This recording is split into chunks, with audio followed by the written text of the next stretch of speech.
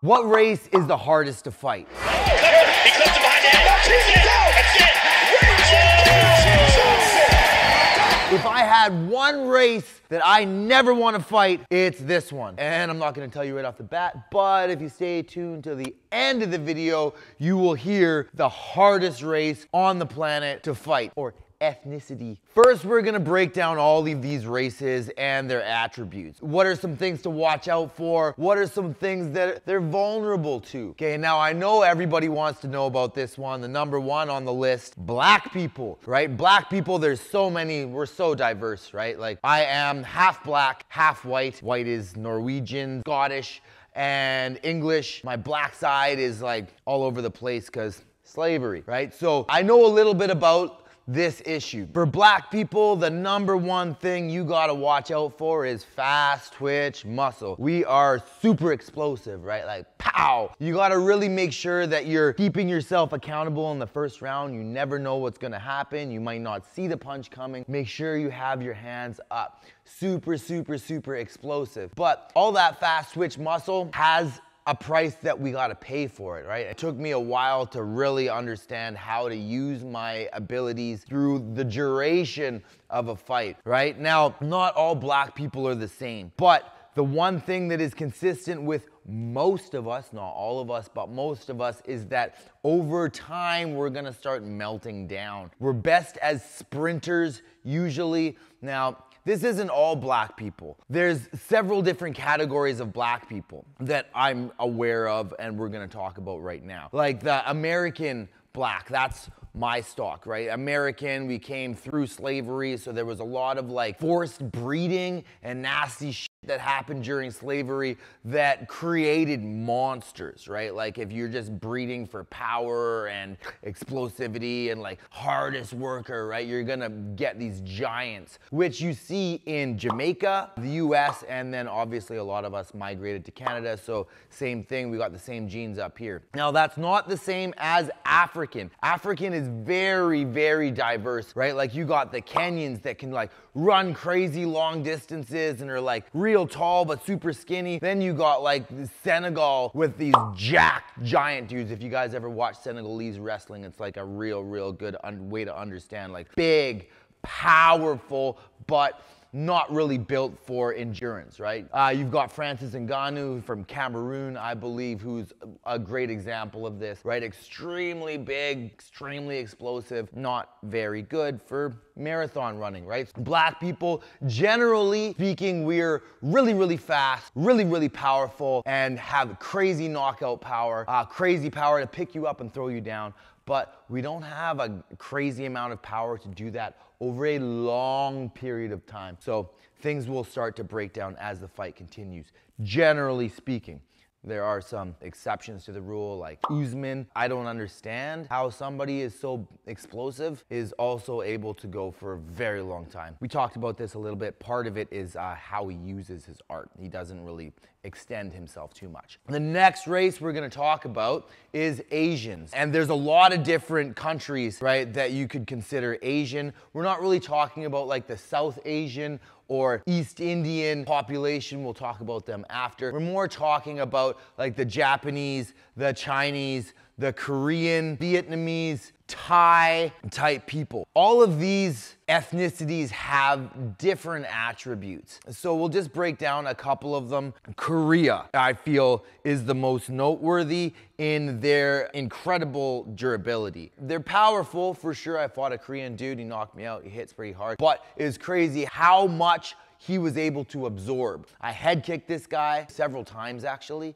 and he even knocked me out after absorbing a head kick with my right leg, right? Like I whacked the guy as hard as I can with my right shin. Mind you, it wasn't perfectly placed. It wasn't end of the lever. It was a little high, but still, this guy just eats this shot and then throws this death overhand right that hit me while I was on one leg. Not a good time. But up to that point, he had absorbed a crazy amount of damage, right? You look at Korean Zombie, like that guy does not feel pain. Like you hit him in the face with a baseball bat, he's just gonna like look at you and keep moving forward towards you. It's quite terrifying, in fact. So Asian people seem to have a huge edge in durability. Don't really seem to have a massive edge in strength and power, although they are strong. At the top, all the fighters are strong, really. But their real superpower, I find to be durability, right? And this is something that we see consistent with a lot of the other races as well. Super, super durable. Not all of them, though. Not all of them, right? Like we were talking about the South Asians, the East Indian population. They're very strong. They're actually pretty explosive. I trained with a lot of them. I never fought many. There's not many that are fighting,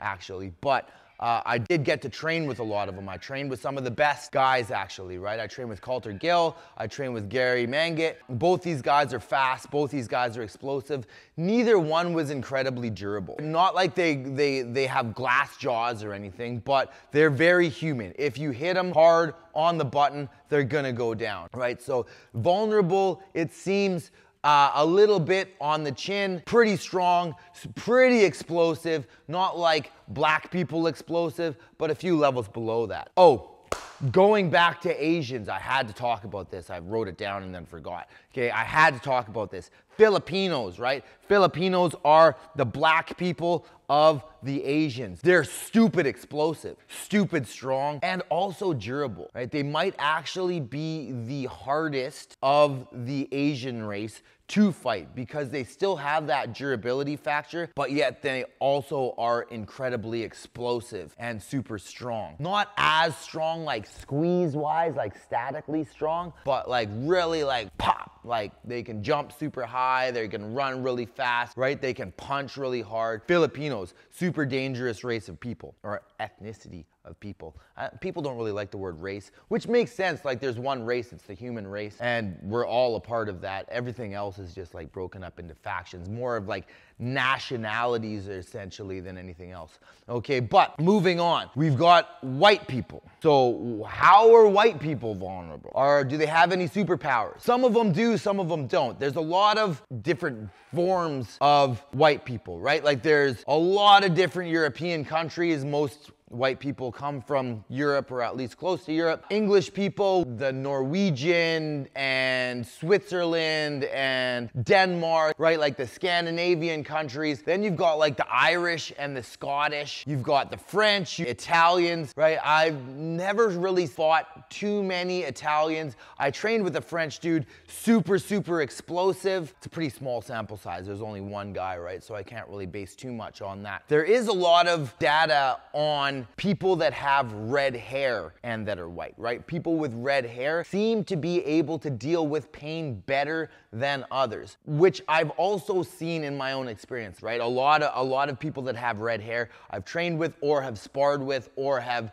fought. Ginger-haired people specifically, not all white people, but ginger-haired people specifically, super, super tough. They can deal with crazy amounts of pain and also seem to have really crazy cardio, right? Like they can go for a long time. I think a lot of that is the fact that they are able to deal with more pain. So then when they're like, it gets really hard on that treadmill and they're grinding, and a lot of people would just be like, kind of give in and step off the treadmill. They won't. They'll just accept that level of pain and just keep going through it, right? So that's gingers. That's a lot of people that are Scottish, some Irish people as well. Not everybody from those countries has red hair, but a lot of them do. Scandinavian people seem to be really good squeeze-wise, like they're really good static and strong statically at like grabbing something and like crushing it like that, but not like crazy explosive. Pretty big generally and really strong like statically, though they don't have a lot of pop, but that usually means if you're built with more slow twitch muscle fibers,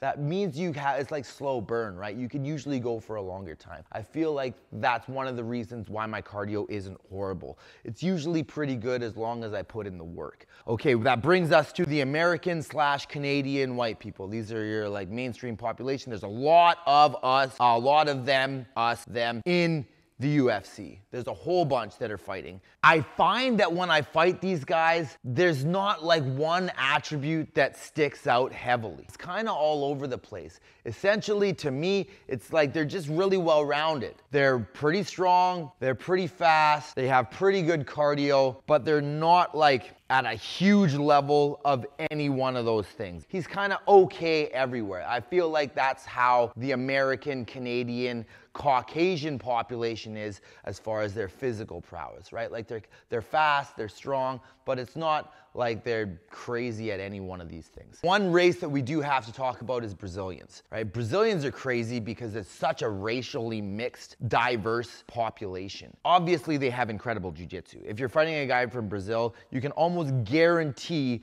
that they're gonna be good at jiu-jitsu. But they're also like super explosive. They're like black people level explosive. And obviously there was a large black population that got brought in through the Portuguese and the slave trade and all that.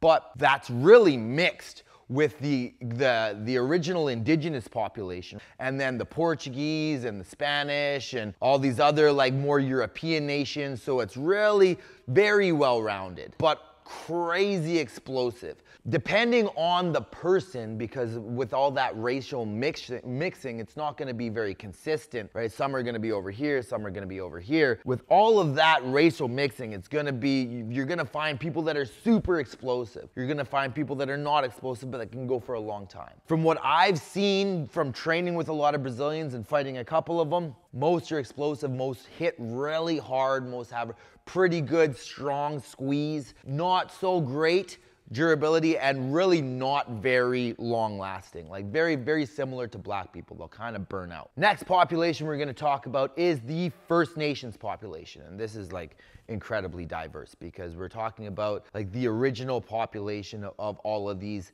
places like Canada, New Zealand, like Australia, like Hawaii. We've got indigenous people from all of those places. And it's interesting how they're all somewhat similar in their physical attributes from at least where I'm sitting. High level of durability. Korean level of durability to the head. And then low level of durability to the body. I'm not really sure why that is, but it seems to be very consistent. If you fight anybody who is indigenous to Canada, to the States, Mexico, Hawaii, indigenous to New Zealand, there's so many different tribes. I can't name all the tribes, right? But there's the Maori, there's the Cree, there's the Sioux, so many, right? So many. But they seem to be vulnerable to the body, right? Hit them in the head with a shovel, they're chilling. But touch the body a couple times, right? They probably will start shutting down. Level of durability seems to be quite high when they push themselves, but not everybody always pushes themselves. And it seems to me that a lot of times when I'm seeing these guys fight, they don't seem like they're in always the best shape. I'm not really sure exactly why that is, but it does seem to be a little bit consistent. I told you that we would go to the #1 race that I don't want to fight, although I do want to fight them because I love challenges. But the hardest race on the planet to fight is anybody from a country that ends in stan. Anybody from Dagestan, obviously, right? My biggest loss is to Islam.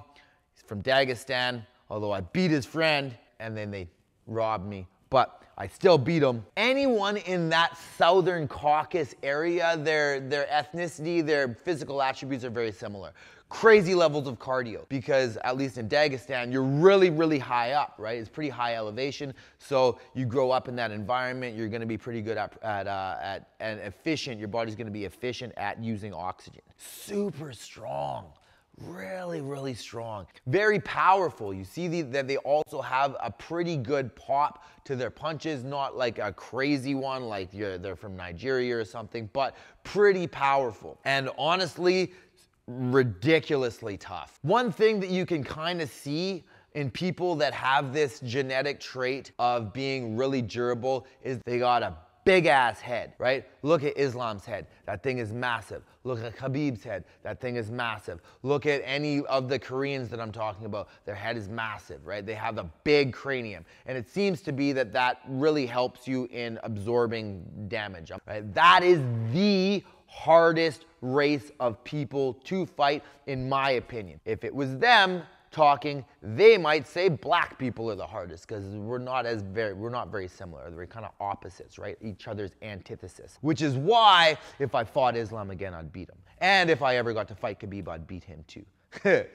I'm not really kidding. Yeah, I do believe that. But yeah, that's my breakdown, right? So we've got a whole bunch of different races on the population, on the planet. Everybody has their own special strength, it seems. Everybody has their own attribute. Nobody has everything. If you're really, really explosive, you're not gonna be able to go for a super long time.